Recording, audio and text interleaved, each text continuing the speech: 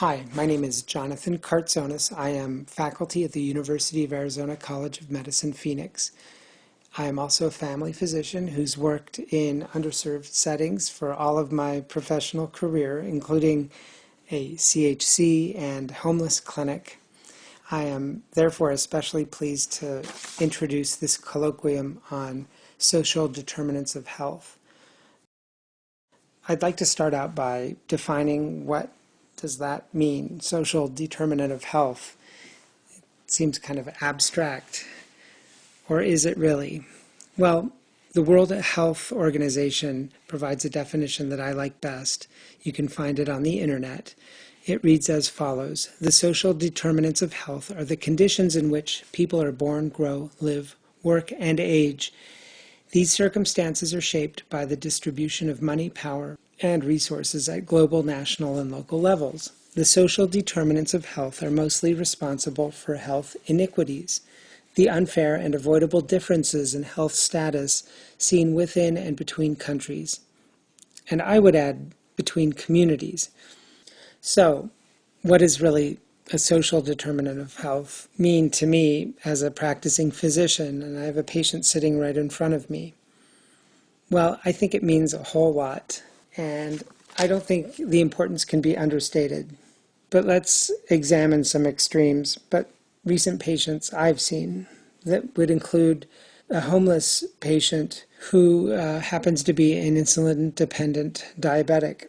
Now in Arizona, the temperature can reach 130 degrees. In the sun, if you have a vial of insulin, that would be quickly rendered ineffective. So really, the primary effort should be placed on finding housing for this homeless patient, diagnosing additional medical conditions, talking about hemoglobin A1C really are fruitless and waste of time if we don't look at the bigger social determinant of health. Another example could be the teenager I've seen who dropped out of school and now is at risk for poverty. And of course, poverty is a risk for poor health outcomes later in life. Encouraging her to stay in school, get back into school, complete the degree, may be the most important message that that patient gets in the most recent clinical visit. At any rate, those are just two examples. Your colleagues have been examining the important social determinants of health in the communities where they were placed this summer. And I'd like to briefly summarize what you'll be hearing. You'll learn about the involvement of family members in decreasing the incidence and prevalence of chronic disease. You'll find out about socioeconomics, stress, and diet, and the relationship to cardiovascular disease. You'll find out about ER utilization and the 20% increase that occurred between the year 2000 and 2010. You'll learn about the relationship between no-show rates and inadequate public transportation available at a local CHC in a major metropolitan area. And finally, you'll learn about childhood obesity and the parental understanding of childhood obesity and its impact on the behavior changes of children. I encourage you to listen carefully to these presentations. They represent the diligent efforts of your colleagues. They represent important subject matter that I hope will serve you well as you continue in your education and continue to see patients. I also hope that you will be reminded to pay attention to the social determinants of health. These social determinants are very important for you to consider and for you to be an important and effective healthcare provider. Thank you very much. Hello, my name is Joshua German. I'm a second-year medical student at Morehouse School of Medicine. This summer I had the opportunity to complete my PCLP training at Jackson Hines Comprehensive Health Center in Jackson, Mississippi.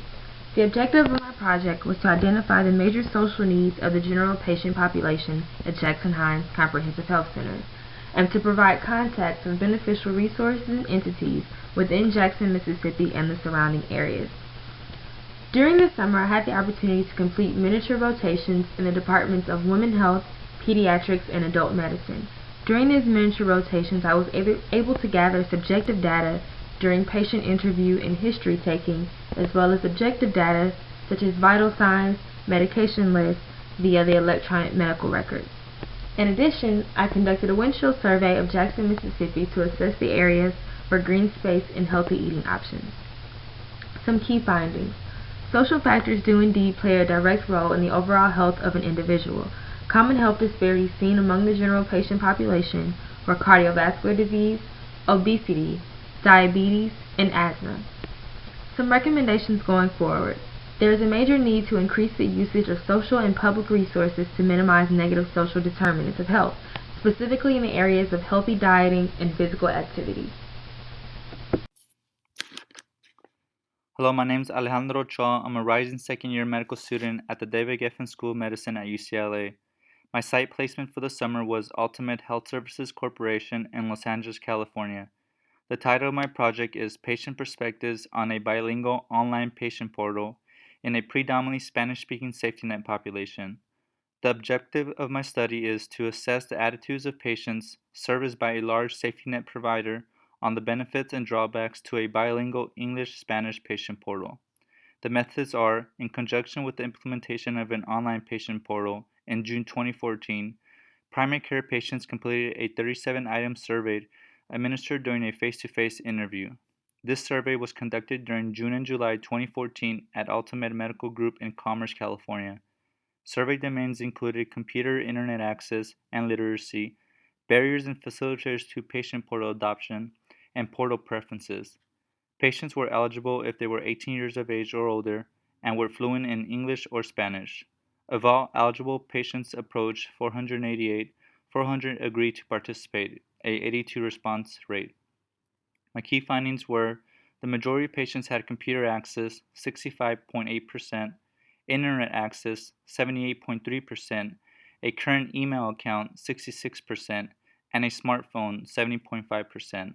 However, a digital divide exists, with patients over the age of 40, Spanish-speaking, with a high school education or less, and an annual family income of less than $10,000, having significantly less technology access. My recommendations for Ultimate are, because more patients have access to smartphone, 71.17%, than computer laptops, 64.86%, Ultimate should pursue a mobile version of My Ultimate, as the majority of patients, 82.43%, believe it would be useful, with 77.48% reporting being interested or very interested in using it.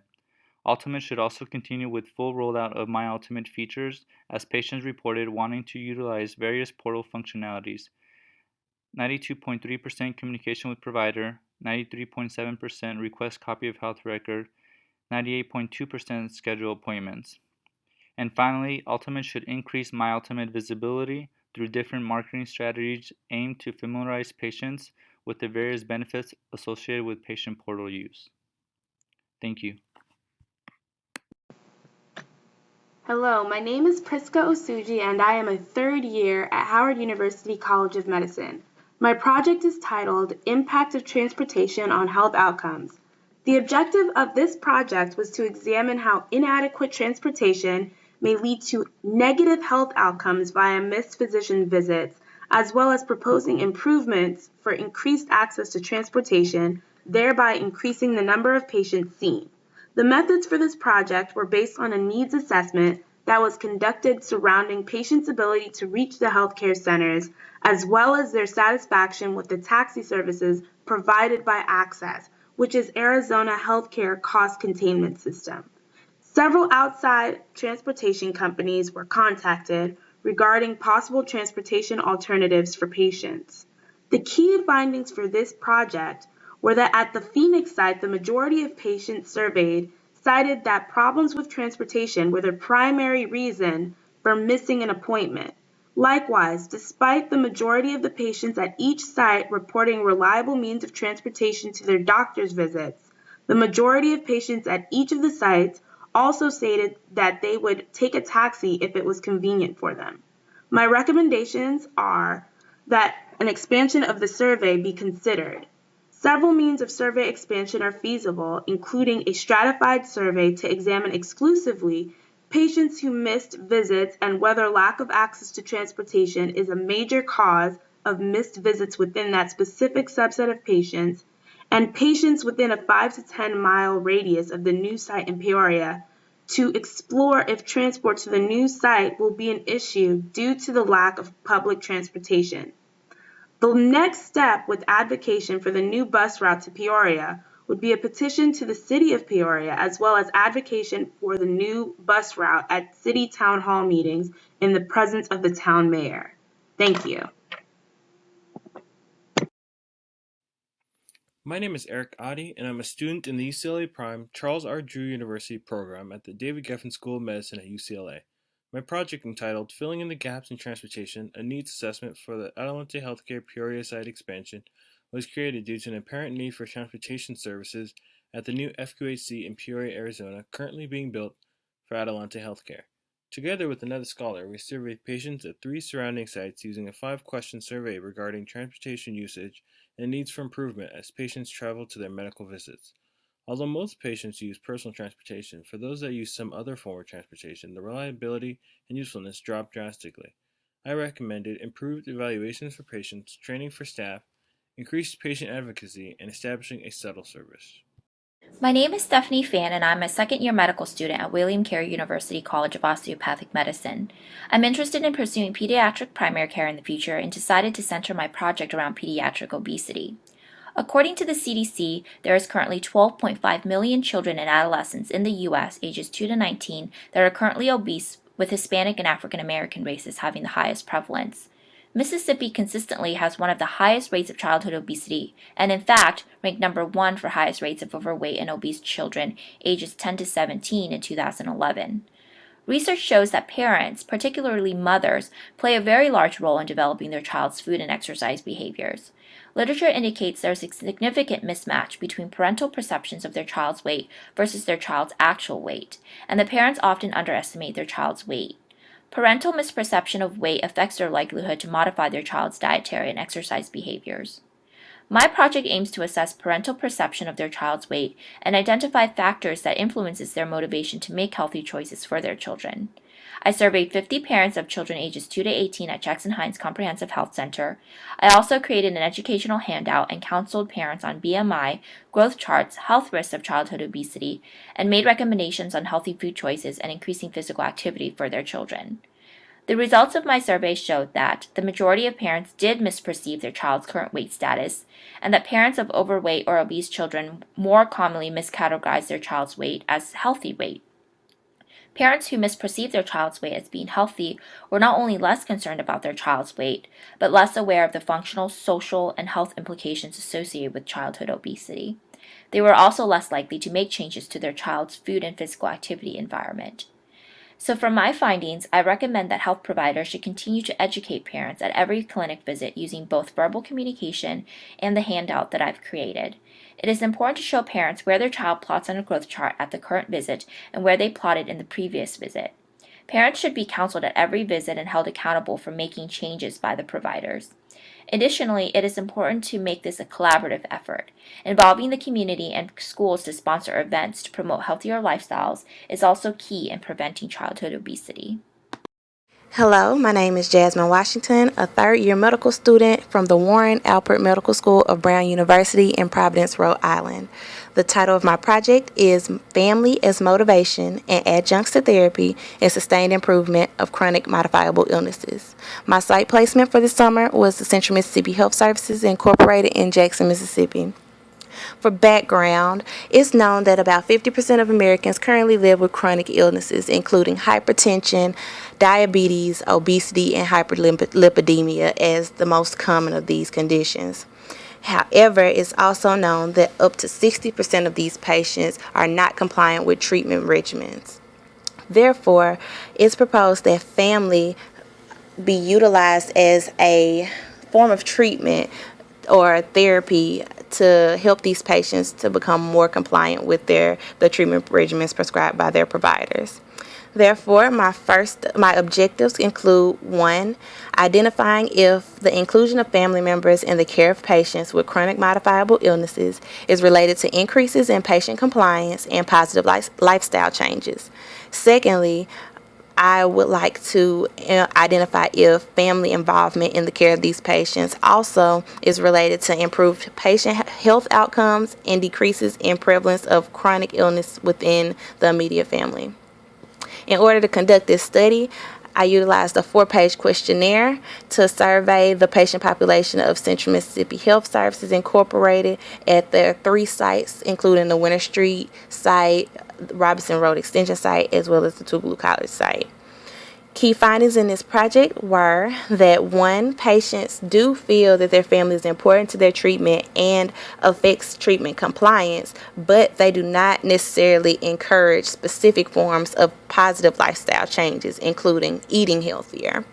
Secondly, it was found that patients feel their lifestyle changes have positively impacted the health of their families, but it is unclear if this has or will lead to downward trends in the incidence or prevalence of chronic illness within immediate family members.